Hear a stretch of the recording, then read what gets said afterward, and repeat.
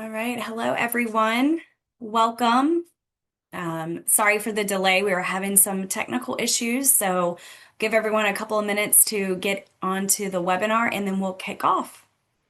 Thank you for your patience.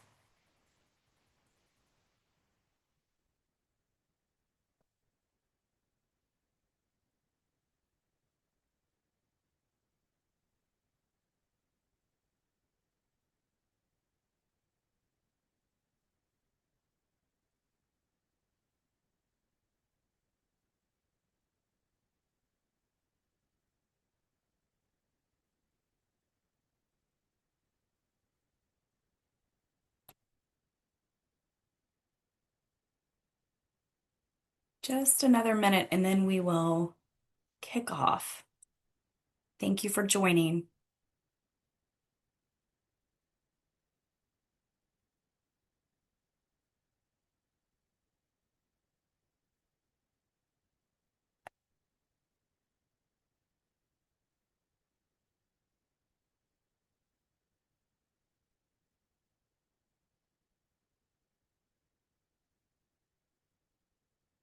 All right. I've got 12:05. So, again, thank you for your patience. Sorry for the delay. We had a little bit of technical issues, but we are all here now. So, good afternoon and welcome to AI Virginia's Resiliency Week, presented by AI Virginia's Outreach Advisory Council. My name is Delaney Ogden, the Director of Education for AI Virginia, and I will be the host helping today with the webinar. A few housekeeping slides before we get started. We will have the chat feature available to you on the webinar. So please feel free to engage with others, let others know where you're calling in from, what your name is. We definitely love to have this tool available. So again, please use that tool if you'd like to chat. We will also have a Q&A portion at the end of the presentation. So please make sure to use that Q&A tool if you have any questions for our presenter today. If you have connection challenges, Zoom does a really great job of trying to reconnect you automatically. So please stay online. And then for optimum bandwidth, just make sure all your background apps and windows are closed. I will be sending out a survey at the end of the session just to get your feedback, and we'd love to hear from you. So please complete that when you can. The session today has been submitted for AIACS approval, and the credits will be reported within 10 business days. And as I mentioned before, we'll have a short Q&A period after the presentation. Now, I would like to turn it over to Chris Warren for a couple of comments about Resiliency Week. Chris? Hi, thank you.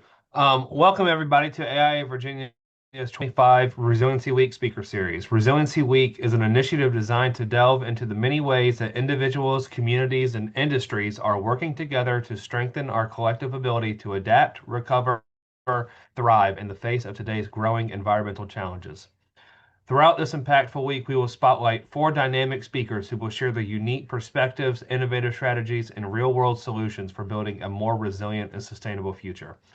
From architecture to urban planning to public policy and even farming, these thought leaders will offer valuable insights on how resilience can be thoughtfully woven into the fabric of our daily lives and long-term planning. So we invite you to be part of the conversation, expand your thinking, and leave equipped with ideas and tools to help create a stronger and more resiliency world, starting right in your own community. Thank you. And now I'll send it to Worry Smith to introduce our speaker. Thank you, Chris. And I am happy to introduce one of those 4 dynamic speakers Chris just talked about. Jessica Steelman is the executive director of Resilient Virginia and brings a unique blend of community insight, technical expertise to resilient initiatives through her strong background in psychology, mental health counseling, and regional coastal planning. Her experience in local, state, and federal grant programs, along with her participation in key advisory committees and programs on coastal resilience and groundwater management, positions her as a strategic leader in regional planning. She's passionate about addressing systemic inequities. She excels in innovative problem solving, stakeholder engagement, and data-driven decision making. Jessica, welcome, and look forward to hearing from you. Thank you. I'm excited to be here. All right, Go ahead, get my screen up. Can everyone see the first slide? Yes. Right, wonderful. Well, thank you again. I'm thrilled to be here, happy to be representing Resilient Virginia. And I guess I'll get started. So Resilient Virginia, we're a statewide nonprofit that is preparing and accelerating communities across the Commonwealth to plan for resilience. Like I said, we touch all parts of Virginia. We have a large focus on Central and Southwest, which I'll get into a bit later. But we are also reaching the coastal edges and North and South. Um, we create strong collaborations by connecting people and organizations. We consider ourselves conveners that like to break down those silos. And we take a straightforward information and guidance approach to helping towns and cities make smart plans for the future and turn those ideas into real on-the-ground actions. And a key part of why we do it the way we do is that we believe collective efforts amplify the outcomes. We often say there's far more resilience initiatives and issues to address than any one organization or sector can do on their own. So the way to do it is to collaborate. All righty. Okay, so up here, and I'll have this up again a little later when we touch on it, but our definition of resilience is the capacity to anticipate, absorb, adapt to, and recover from disruptions while maintaining core functions and thriving over time. Just let that soak in. Think about it as we go through this, because later on I'm gonna throw up a few other definitions of resilience and also ask you about your thoughts on resilience, because I'm sure everyone is well aware there are many, many definitions and interpretations of resilience.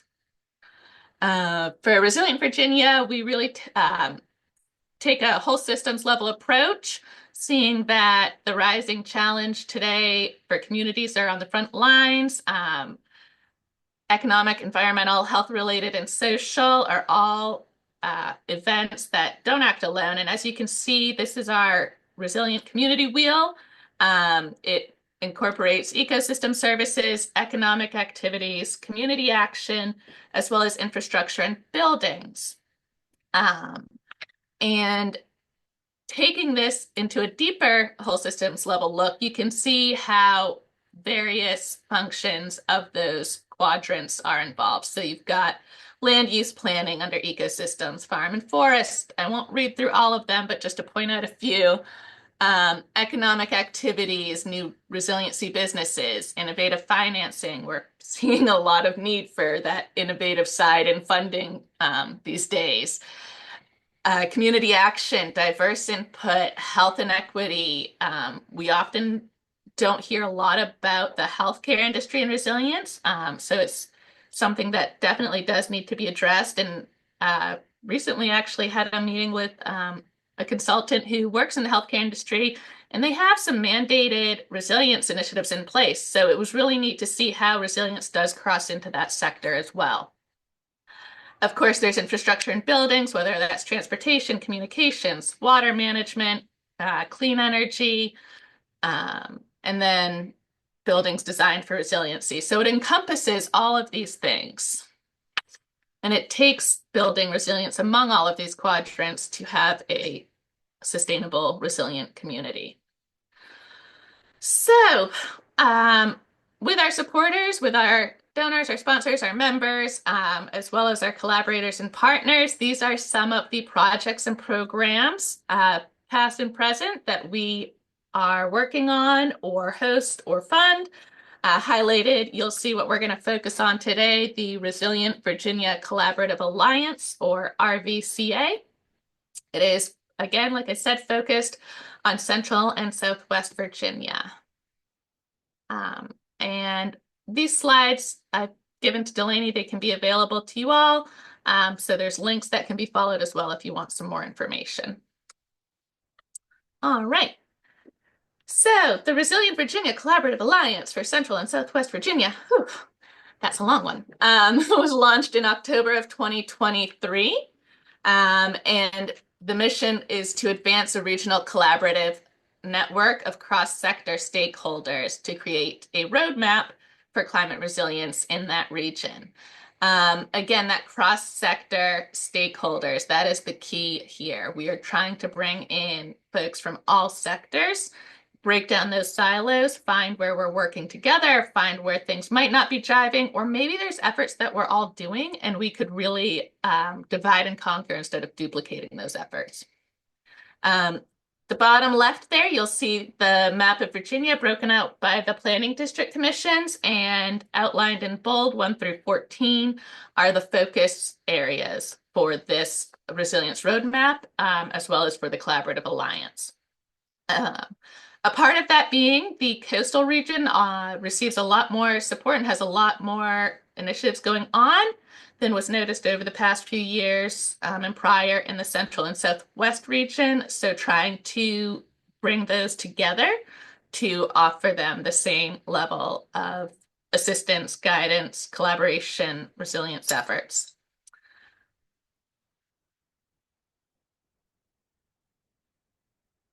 Okay, so the goal of the Collaborative Alliance is to provide a structured framework for various sectors, local governments, businesses, organizations to assess vulnerabilities, develop resilient strategies, and implement sustainable solutions. So we're looking short-term and long-term.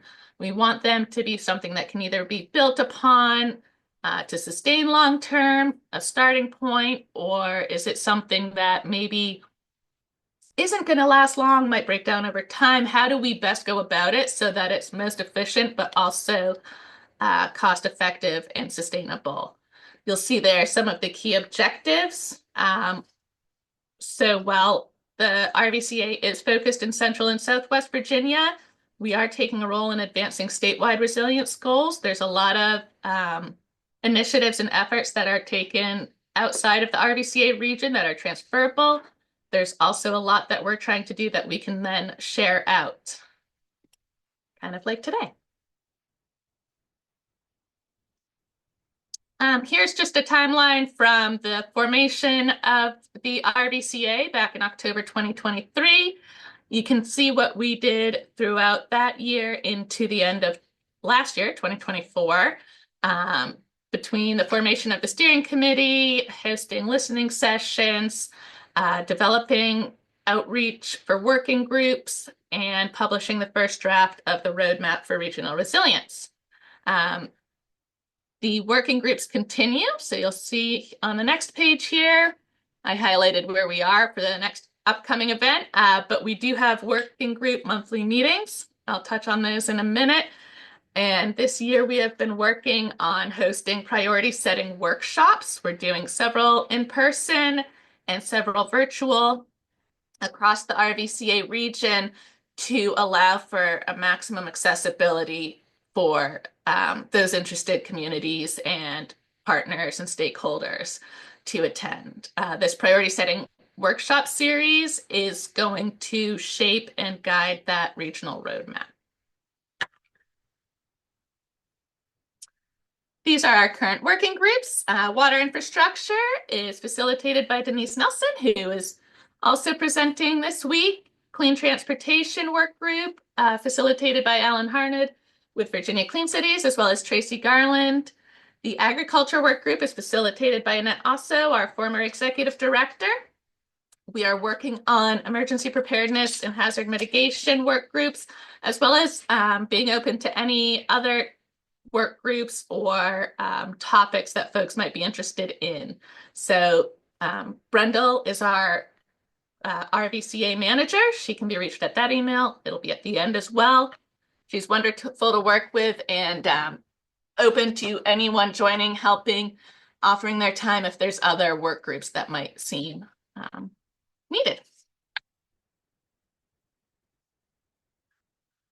Okay, so just a little bit of background here. The September 24 Vision meeting was held in Montgomery County, where the RVCA Steering Committee and working group members worked to develop climate resilience priorities. Again, the beginning process of that regional resilience roadmap.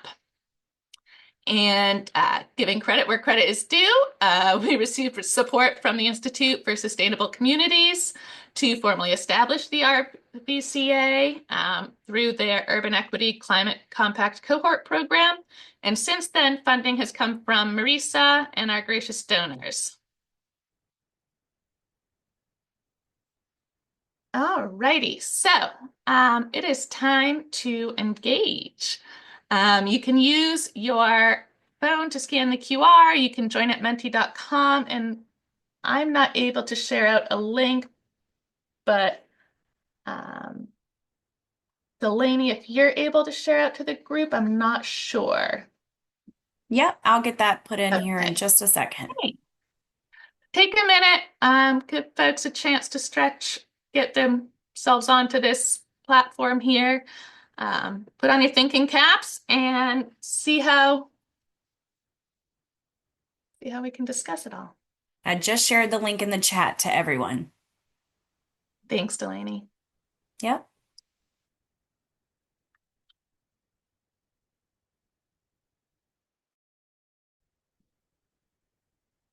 Okay, so as promised, so many definitions of resilience. I threw up four.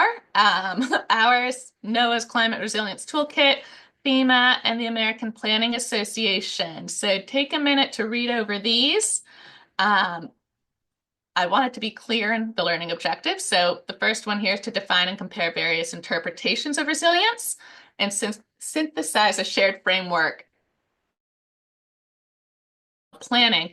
The reason this is important in the RVCA is because we do see so many different interpretations of what resilience means, even in one given community. It's not even that it's at the regional level. Speaking to similar members of one community, you see very different interpretations. So rather than saying, no, that's wrong, this is the definition, stick to it, how do we take their vision of resilience, their feelings of resilience, their interpretations, their mindset, and bring it into one synthesized framework or definition for their community that captures all of it.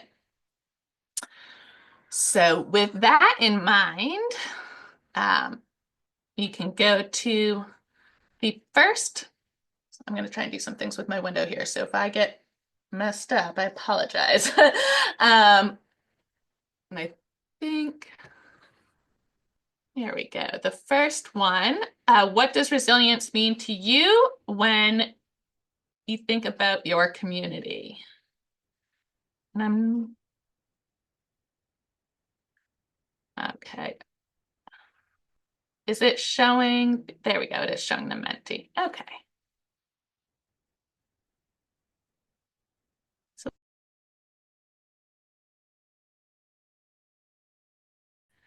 vote on others to show, a second or a support of it.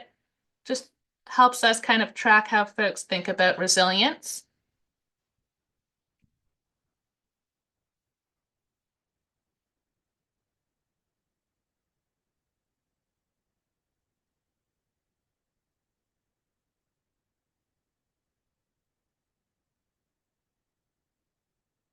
And I'll bring those definitions back up for you.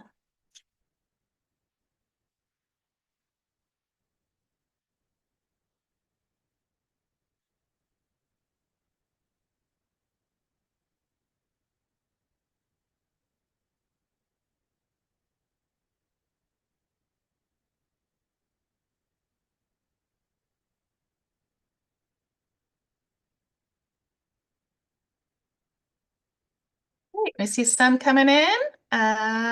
Being prepared for future climate hazards, ability to adapt, withstand, and rebound. Rebound is a great keyword. Yeah. Community sustained core activities. Yep. Great. Mhm.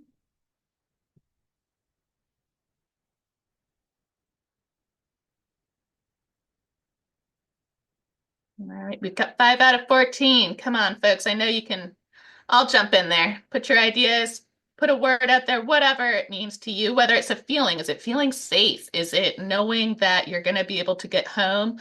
Is it, For example, on the Eastern Shore where I live, there's a lot of roads that become impassable when there's flooding. And that's both ways. So some folks, they can't get home if they were out, but on the reverse end of that, they live at the end of a point all alone. One woman I know is, she's older in years and she's very concerned because an ambulance wouldn't be able to get to her. Um, Another factor, again, being on the shore, the phone, what are those called? The transponders are so low to the ground, they're right on the edge of the ditches. So when it floods, they flood. So the phones go out. So what does resilience look like, even right down to that nitty-gritty, relatable experience?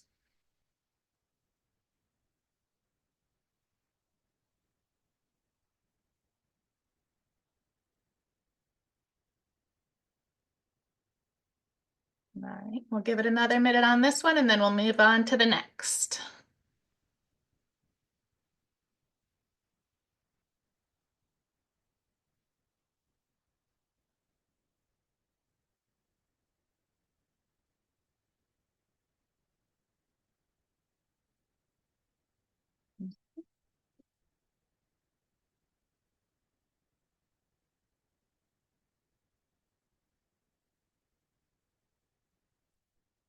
All right. So next up, learning objective number 2 is applying a whole systems level approach to analyze how environmental, economic, and social factors interconnect in regional resilience strategies. I threw up here the definition of a systems level approach, highlighting interdependencies among various sectors and identifying root causes of vulnerability. Um, treating the true cause, not just the symptoms, right? For longer term, more sustainable integrated solutions. So with that, let's see if I can figure out how to get to the next Menti slide. Um,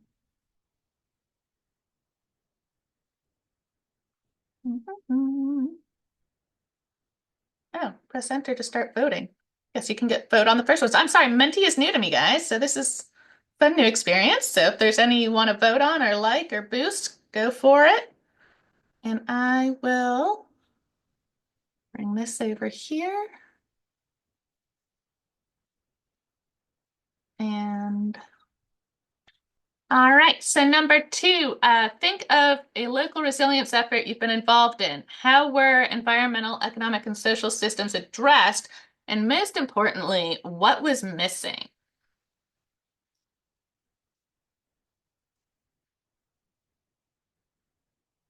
Where were those gaps? Who was missing? What topics? What types of interpretation? Are some folks just way more visual and it was all spoken or words on a page? Um, are there folks that prefer a storytelling method and that was missing, so they couldn't relate to it? Was it too technical? Did it need to be broken down more into a grassroots, relatable, easy kind of version for folks to digest?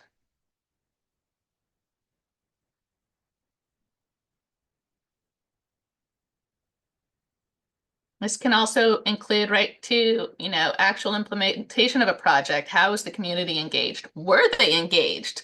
Were they just put into this position or were they a part of it?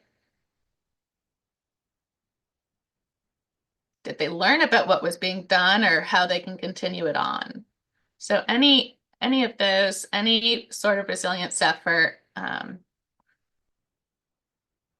give you a few minutes on this one and we'll keep chugging along.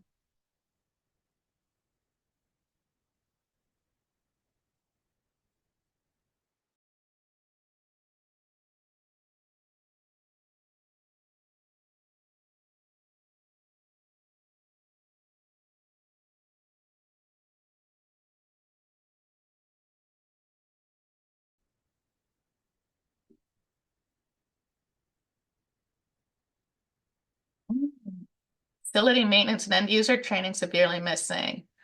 That is a big gap.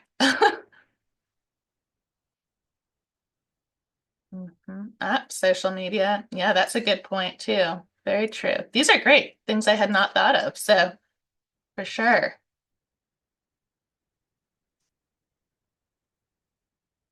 Okay, trying to get more clients to understand the need. So that right there might be something that's missing. How do you, I'm not sure what your clientele base is, audience is, but how do you get them to understand the need? And just speaking to that while folks keep putting in their thoughts, that's definitely something that we at Resilient Virginia try to help organizations, agencies, uh, contracting groups, consultants work with to bring that education and awareness to the communities at their level.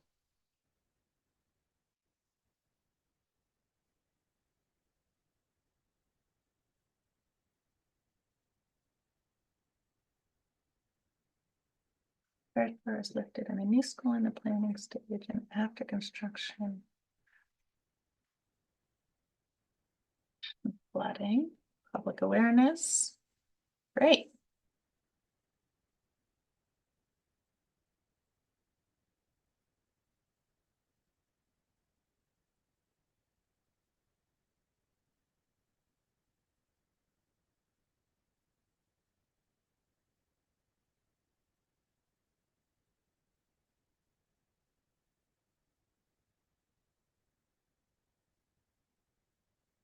Any more? I know there's 21 of you that can access this, so let's try and get a few more in there. I'm sure we've all had some sort of experience or even your own thought, like, hey, I went to this training and this was missing, or they skipped out on that, or, anything that you felt might be a gap.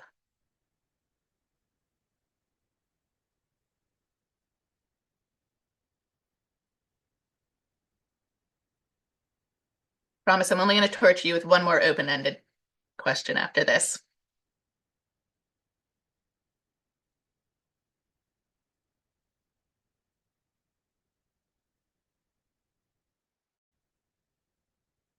All right, give folks a chance to vote on some. Maybe there's folks that had similar thoughts.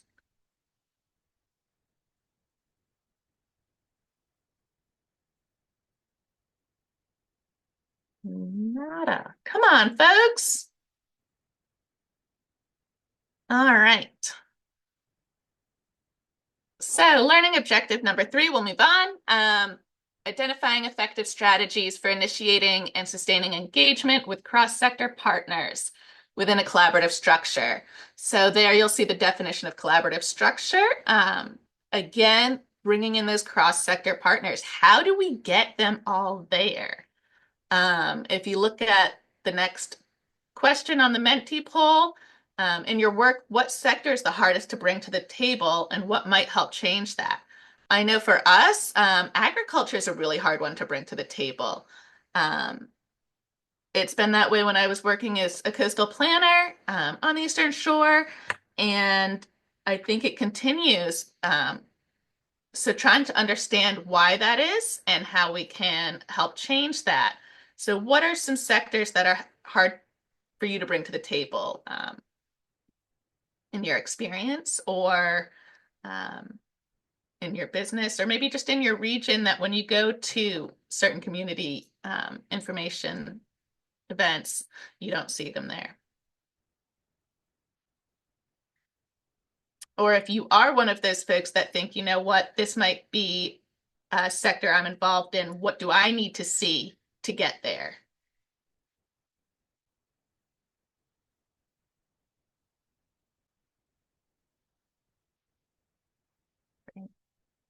Yep. Full-time workers with kids. I hear that. I don't know if you can hear my little one in the background there, but very true. And inland development does not recognize resiliency. Well, that's definitely going to be a hard thing to bring to the table then, right? So how do we get them to recognize resiliency is maybe a starting point. Mm-hmm. Yeah. Sad but true. Meeting only the minimum. Mm-hmm.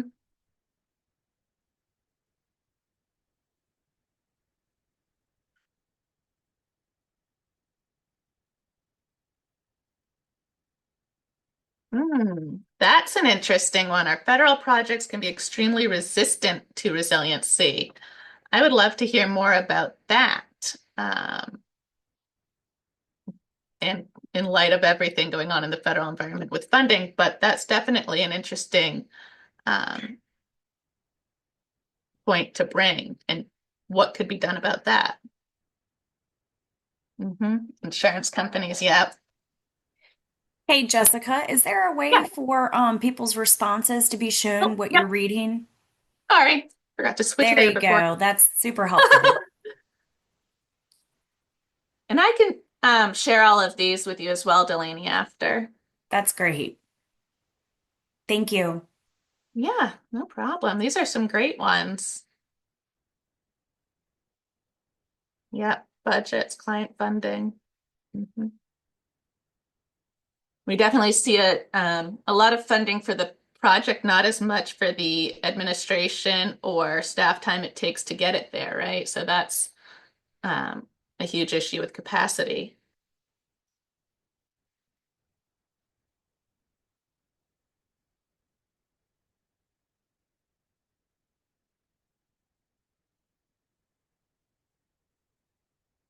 All right, I'm gonna set it into voting mode. Folks can align with some of those, second them, upvote them.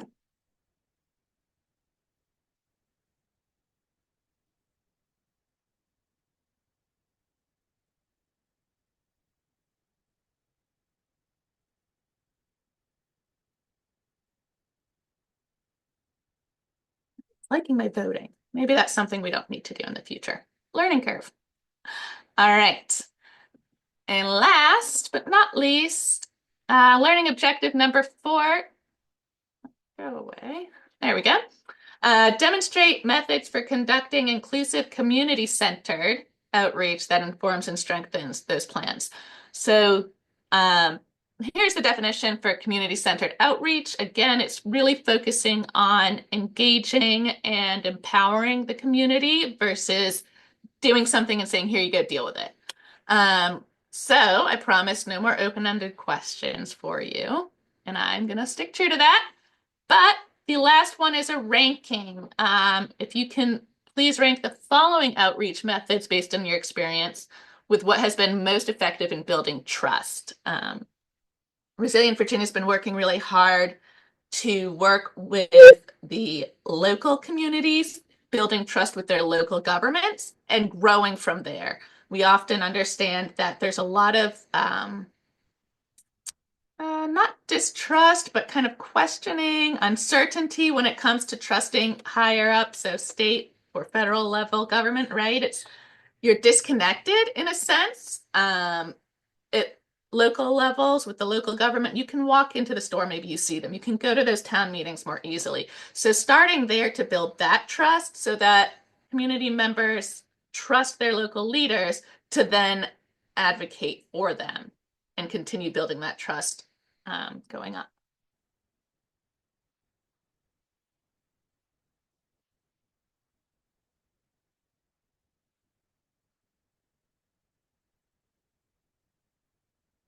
We'll give this one a few minutes. And I think I'm doing all right on time for Q&A, yeah? Yes, you are.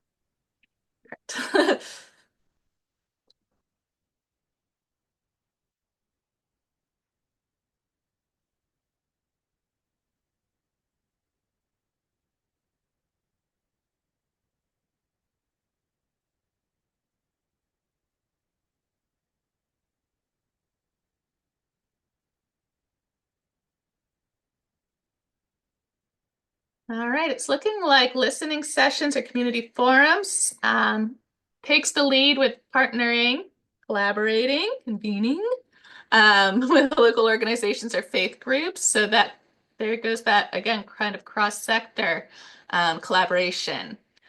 Third and fourth are pretty tied, and then door-to-door neighborhood canvassing, not so much, which, I kind of expected that.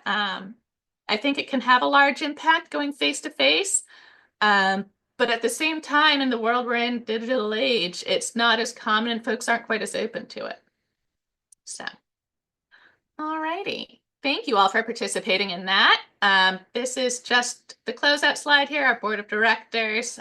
Thank you to them. They're huge support, as well as contacts for Brendel. Again, I mentioned she's the RVCA manager. Trish is our director of programs and communications. She does it all and is a wonderful source of knowledge. And then, of course, my email is on there, as well as our social platform links. Just a couple quick things I wanted to mention at the end here. Check out our website, the QR code's there. We have our conference coming up in July. It's going to be at JMU. It's going to be super interactive, engaging. We're pumped and very excited to announce that the new Virginia Commonwealth Chief Resilience Officer, Greg Steele, will be our keynote speaker. And he will be there throughout the conference as well. So exciting things, lots of great organizations and agencies will be joining us. And thank you all for being here.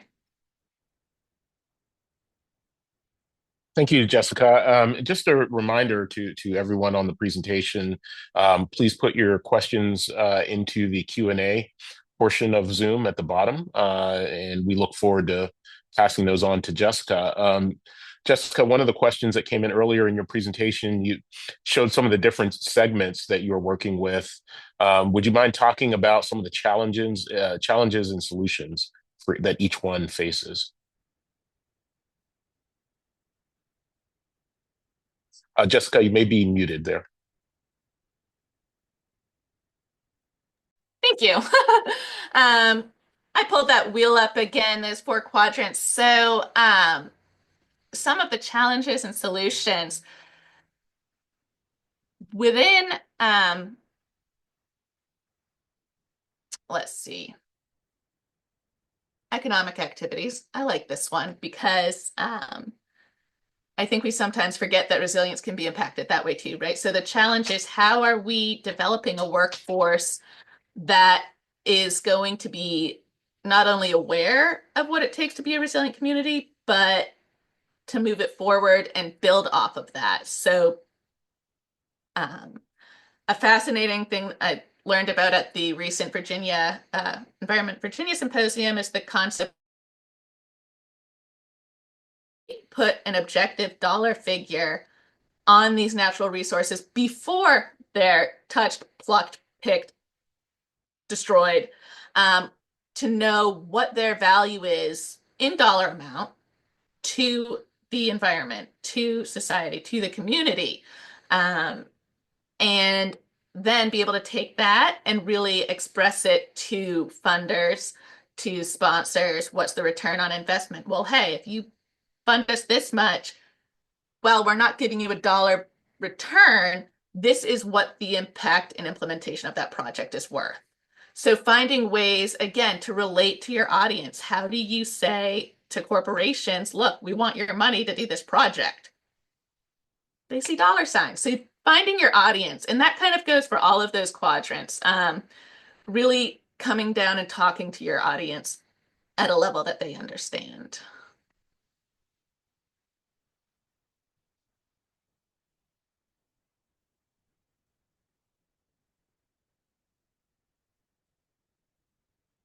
Sorry, Jessica, looks like I was muted there.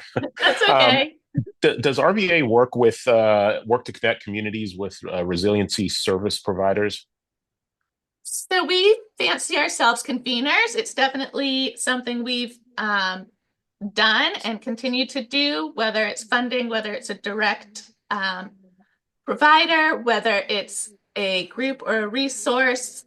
We really tailor any connections or recommendations to that person. So we always start off with a one-on-one meeting, virtual. We're statewide. Trish is in Blacksburg. I'm on the shore. You're welcome to drive out to either one of us, but definitely tailored to what the person's looking for. And if it's something that we're able to do, if it's a community that needs a fiscal agent or someone that can manage the project because they're a small local government, again, on the Eastern Shore, so many of our local governments are volunteer. They're part-time. They don't have someone that can send in the reports, that can keep on with the compliance of the grant terms. So we're here to provide that assistance and again, that connection in any way we can that's a best fit. So short answer, yes. You mentioned about 14 planning commissions. What is their plan for implementing any of their findings? Are they working together? Are they going to submit things separately? But across those 14 planning commissions, are they planning to implement whatever it is that they find? Okay, so I froze up there. Was that the question, what's the end goal for the 14 planning commissions? Yes. Yeah. Okay, so the end goal for that, which the 14 planning commissions is the RVCA Central and Southwest region, is to develop an implementable resilience roadmap to help that region and the various communities within it, depending where they're at and what they're looking for, reach goals that will implement resilience and sustainability. We are working, again, like I said, the priority setting workshops that we're hosting, sponsored by Marisa, to engage the communities and include them. So it's really driven by their determined needs, as well as their capacities. So right now we're looking at priority needs. Then we'll start looking at feasibility, because it's not worth it if it's just going to be a out of reach dream in a plan that sits on a shelf, right? We want something that can be acted on in the near future, whether it starts short-term ideas and concepts to grow into long-term, but looking at that feasibility as well as priority need.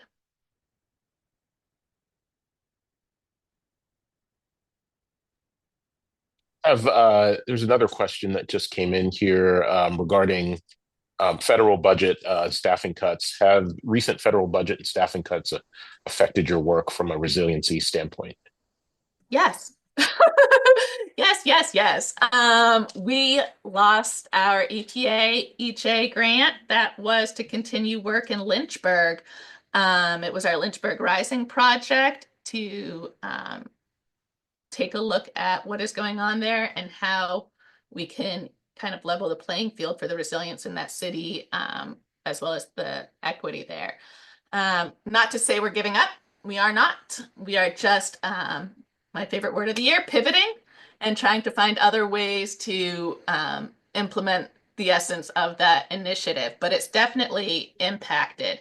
Fortunately, we're a two-staff crew here. We have a few subcontractors that are wonderful, and we couldn't operate without. So we've not had to cut any staff, which is a huge blessing, but definitely impacted our funding and initiatives. And then returning to the roadmap, would any of those solutions include potential building codes that could be adopted? It definitely could. Again, it's very open to what the communities are requesting, what they might need. And I think that's a great point to make, actually. And I'm going to note that to Brendel as well as Trish. You know, what could be included in there building code wise or regulatory wise that could later be adopted. Mm-hmm. And one of the early discussion points you mentioned on the roadmap was dividing and dividing and conquering in order to avoid duplicate efforts. What are your best practices there? What would you recommend, and how is it going from an RVCA standpoint? It's all about outreach. Those work groups are one of the best avenues for bringing folks together in a certain sector. We get folks from, community level, individual folks that have been in the resilience world before, or federal world, folks with their own businesses, coming together from all across the state, mostly Central and Southwest Virginia, but where there's statewide efforts or organizations that they're a part of, and learning what they're doing. They come together, they discuss what they're doing.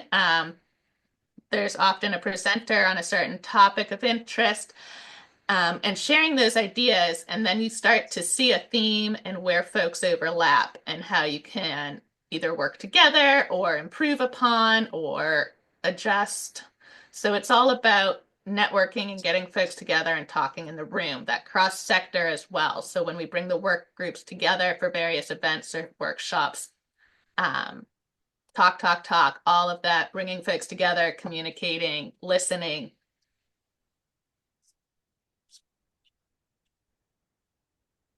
Thank you. One of the early points that you made, another was that across these several different organizations, there are different interpretations as to what resiliency means. Have you found that to lead to any sort of confusion or a lack of efficiency of the various organizations working together to find solutions, or what's been your experience with coordination No, across them? I would say the biggest challenge is that at one of the workshops, when we allotted 20 minutes to discuss resilience interpretations, we could have spent 2 or 3 hours discussing it. So nothing in a negative sense that has impeded progress or collaboration efforts. If anything, it's expanded our thinking and how we can be resilient. Couple more questions here. What, in your mind, what do you think makes the farming industry relatively resistant to resilient solutions? I don't know that the farmers themselves are resistant to resilient solutions as much as not having the time to engage in some of these efforts and initiatives and community things. Um, I think there's, I live, like I said, on the Eastern Shore, so it's all chicken houses.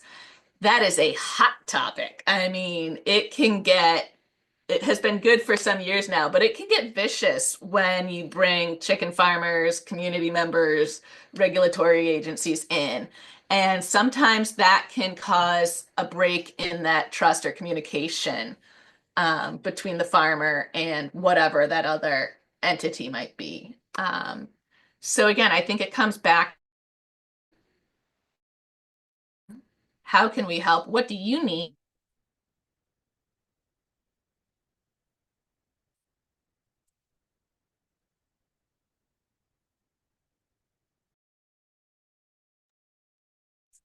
Uh, Jessica, I may have lost you towards the end here. So it sounds like it's not necessarily resistance, but more an understanding, what their role is and how to implement it and how it affects their day-to-day work.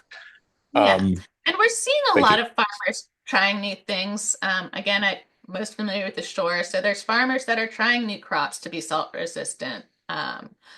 There's, farmers that are definitely abiding and following by the rules for water management on the chicken farms. So you're seeing it. It's just the engagement that we're really trying to get more of.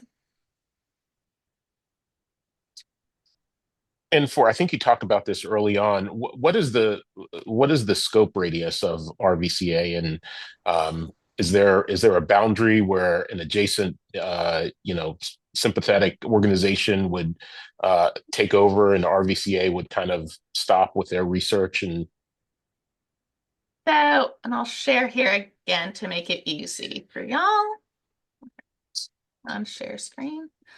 Um, so the RVCA is really focused in this region here, outlined in black. The 14, I guess it's not 14 total. The 1, 2, 3, 4, 5, 6, 7, 8, 9, 10, 11 PDCs that are included in that. I know that east of that line, a lot of these PDCs, if not all, 1, 2, 3, 4, 5, 6, 7, 8. If not all, are a part of the coastal policy team through CZM, the Coastal Zone Management. So they kind of have a collaborative in that sense where they gather and discuss coastal resilience, which is very different in a lot of ways from that more inland mountainous um, coal mining, cow farm region of resilience, right? The coastal resilience, coastal zone is focused a lot on the coastal border. And so would there be an adjacent organization as you get to those towards the edge of those the black line where those counties transition over? There's not a collaborative alliance per se that I know of, but the from Richmond East, and I believe 23 down there, 19 are also involved. Some of the Northern Virginia PDCs in that coastal policy team, which is a collaboration of sorts facilitated through the Coastal Zone program. Okay. But we are always willing to expand with supporters and volunteers and bring what we've learned from the RVCA as we continue to learn across the state. A large part of having capacity across the state now is that I'm on the East Coast. Before, most of our staff and board were focused in Central and Southwest. So we've got a bit more capacity now to expand and do some more things and offer some more support out this way. That's great. Are there any other questions? But I don't see any other questions coming through in the Q&A, but I wanted to give one more opportunity before we close.